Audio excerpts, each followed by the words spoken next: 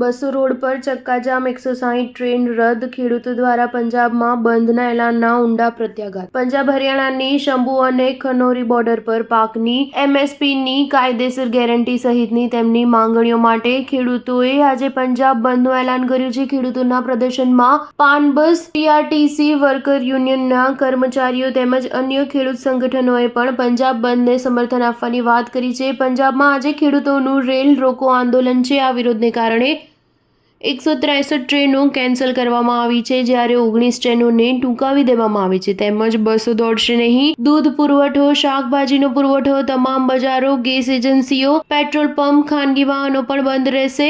એસજીપીસીએ પણ બંધને સમર્થન આપ્યું છે। ખેડૂત નેતા સરવનસિંહ પંડેરે કહ્યું કે તેમને તમામ વર્ગોનું સમર્થન છે। દુકાનો અને વેપારીઓ સંસ્થાઓ બંધ રહેશે। ટ્રેન અને બસ સેવાને પણ અસર થશે।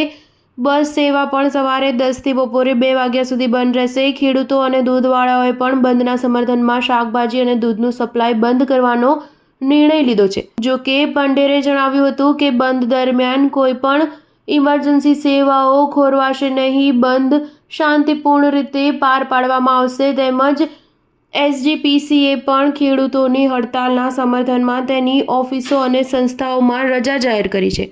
ખેડૂત આગેવાનોએ તેમના સમર્થનમાં મોટી સંખ્યામાં લોકોને ખનોરી અને શંભુ બોર્ડર પહોંચવા હાકલ કરી હતી। ખેડૂત નેતા પંડેરે જણાવ્યું હતું કે તેમના વતી ઉપરાષ્ટ્રપતિ, વડાપ્રધાન અને સુપ્રીમ કોર્ટના જજને છેલ્લા 34 દિવસમાં પત્રો લખવામાં આવ્યા છે, પરંતુ કોઈએ તેમની માંગણીઓ પર ધ્યાન આપ્યું નથી અને વાટાઘાટો કરવાનો કોઈ પ્રયાસ કર્યો નથી। પનબસ અને પીઆરટીસી યુનિયનોએ પણ બંધને સમર્થન આપ્યું છે, જેથી સોમવારે સવારે 10 થી બપોર 2 વાગ્યા સુધી 4 કલાક સુધી સરકારી બસો દોડશે નહીં।